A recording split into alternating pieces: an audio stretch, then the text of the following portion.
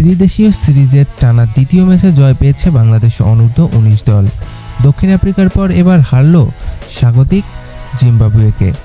হারাতেই 91 রানের বিশাল ব্যবধানে জয় পেয়েছে আজিজুল হাকিম তামিমের দল।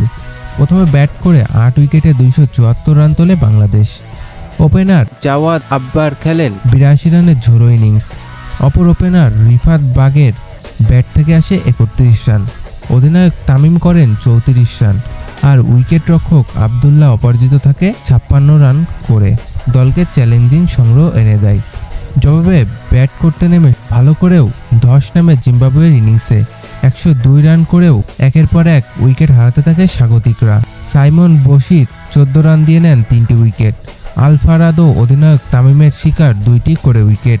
শেষ পর্যন্ত 42 ওভার 2 বলে 183 রানে থেমে যায় জিম্বাবুয়ে।